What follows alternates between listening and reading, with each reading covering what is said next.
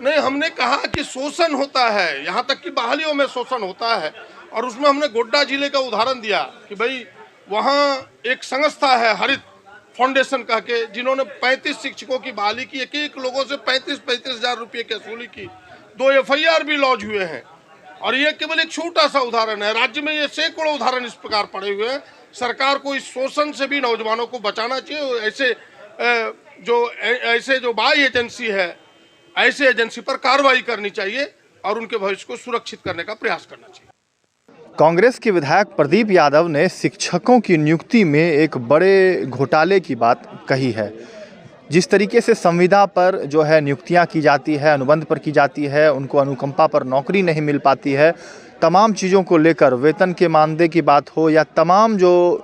इस वक्त जो नियुक्ति के मामले हो शिक्षकों को लेकर, चाहे वो आप नियोजन नीति की बात करें या नई नियुक्ति की बात करें, तमाम चीज़ों को लेकर नई समिति बनाने को मुख्यमंत्री को लेकर जो है बातें अपनी रखिए। क्या कुछ कहा है मीडिया को संबोधित करते हुए कांग्रेस के विधायक प्रदीप यादव ने, या कुछ देखिए। सरकार के 2 महत्वपूर्ण निर्णय कि पारा शिक्षकों की समस्या का समाधान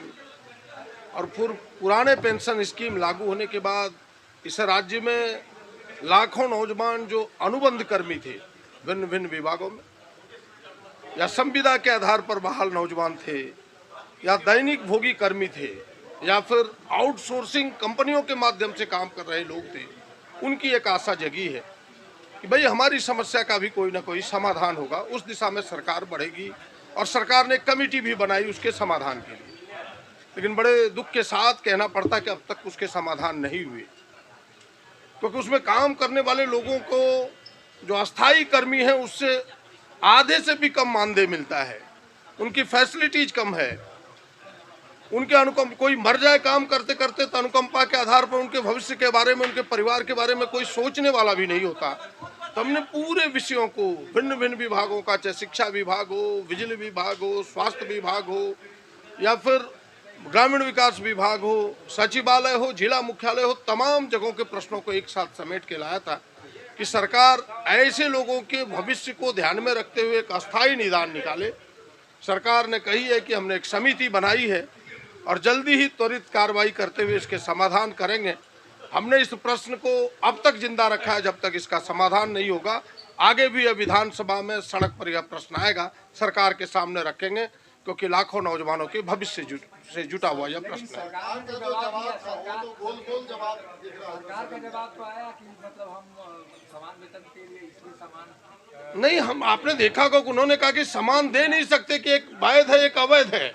हमने कहा तो भाई इस अवैध काम को सरकार क्यों करती है। मैं मानता हूं कि ये पिछले जमाने से ही, उन्होंने तो मंत्री जी ने कहा कि हम बिहार के जमाने से देख रहे हैं, हम तो कहते हैं बिहार के जमाने से नहीं, उससे भी जो पूरा होल बंगाल था उस जमाने से देखिए, उससे कोई मतलब नहीं है।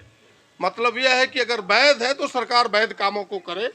जब बहालियां करे तो वैध रूप से करे और लोगों को समान काम के लिए जो सुप्रीम कोर्ट का जो आदेश है, पहले तो सरकार ने टाल मटोल भी किया कि भाई सुप्रीम कोर्ट का आदेश हमारे ऊपर लागू नहीं होता, जबकि सुप्रीम कोर्ट का आदेश पूरे देश में लागू होता है। इन तमाम प्रश्नों को रखा है। हमें लगता है कि सरकार ने मेरे प्रश्नों को गौर जरूर किया होगा,